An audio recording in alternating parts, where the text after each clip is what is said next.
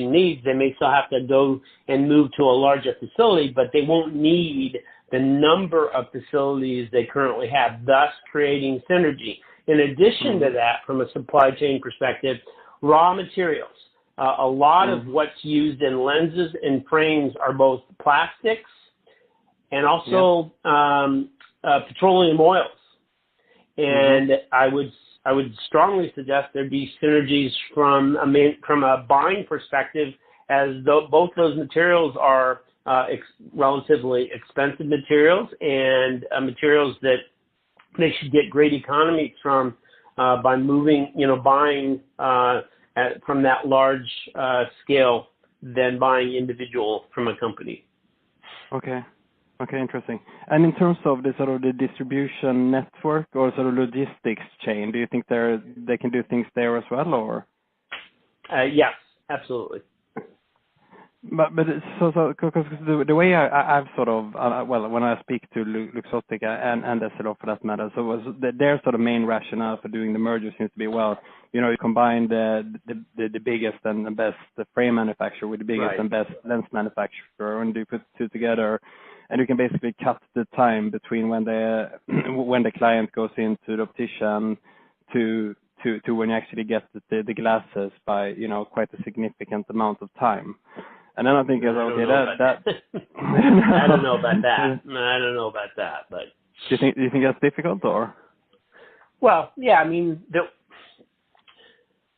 there's a lot of complexities to this. Realize that in general, for most prescriptions, and unless you're buying, more higher end lenses, LensCrafters makes glasses in an hour. That ability has existed forever, really. It's just, LensCrafters packaged it into a retail model and put it in brick and mortar. But now with the entrance of digital type freeform lenses, as an example, those can't be made in an hour, and current technology doesn't allow that to happen.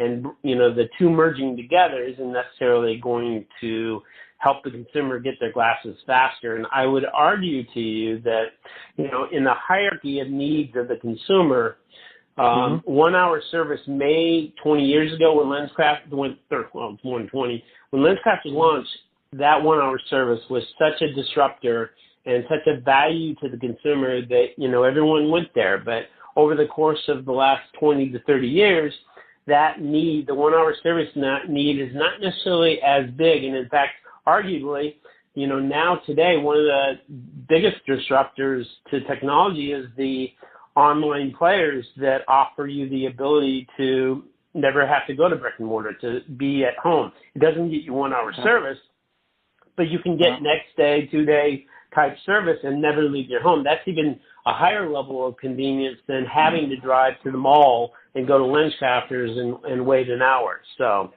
the reality is that it's not just the online players, it's also the technology of refraction. Now, outside of North America, it's legal in most geographies to, sit in front of your computer and have an auto refraction done. You just look into your computer within 24 hours in a mobile doctor type of environment. They will send you a script back in 24 hours, and then you can use that script to buy contacts or buy frames.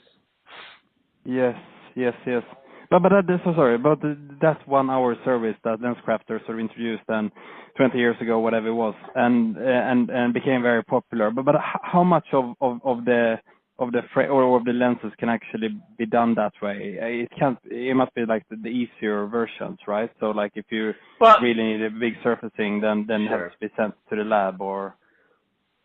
So one of the things that makes the Warby Parkers of the world model work well and be able to provide not 1 hour but quick service is that they are servicing an audience, the millennials, that age perspective in terms of your eye care needs is very low. If I'm 25 to 40, I have low vision needs, so most of those lenses in an age 25